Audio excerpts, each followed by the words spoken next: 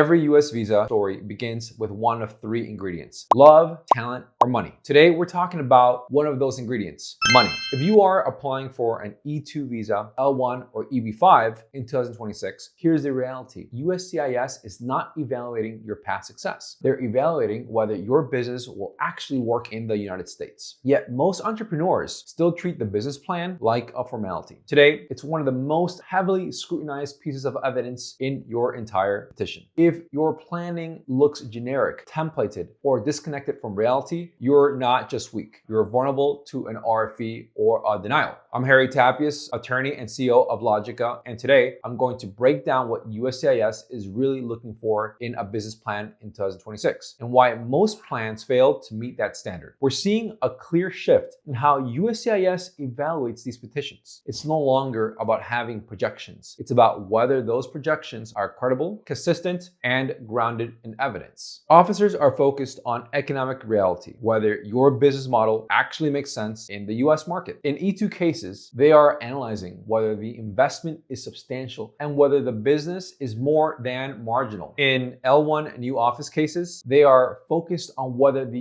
US entity can realistically support an executive or managerial role within the first year. And in EB5, job creation and capital deployment are reviewed with heightened scrutiny. Across all of these categories, USCIS still looks to the framework established in Matter of Hope, which requires a business plan to be comprehensive. The three pillars of a legally defensible business plan. To build a petition that can withstand scrutiny, your business plan must satisfy these three critical pillars. 1. Staffing logic, defensible organization and structure. USCIS is not persuaded by headcount. They are persuaded by necessity. You must clearly demonstrate a phased hiring timeline tied to realistic growth. Define job duties aligned with the operational or managerial needs. A structure showing the petitioner will not perform primarily non-qualifying duties. In L1 cases, this is often the deciding factor between approval and denial. 2. Market specificity, objective, localized evidence. General industry data is no longer enough. Your plan must include market analysis specific to your geographic area, identification of real competitors, a go-to market strategy supported by data, not assumptions. Officers are trained to distinguish between speculation and evidence. 3. Financial integrity, mathematical and legal consistency. This is where most cases fail. Your financial projections must align with your actual investments, be supported by realistic cost and revenue assumptions, demonstrate sustainability and job creation where required. If your numbers don't reconcile, your credibility is at risk. And once credibility is questioned, the entire petition can collapse. A business plan is not a marketing document. It is a legal instrument. It must withstand scrutiny, align with immigration standards, and present a business that is not only compelling, but provable. If you are serious about getting approved and not wasting time or capital, connect with us through the link below. And remember, every US visa story begins with one of three ingredients: love, talent, or money.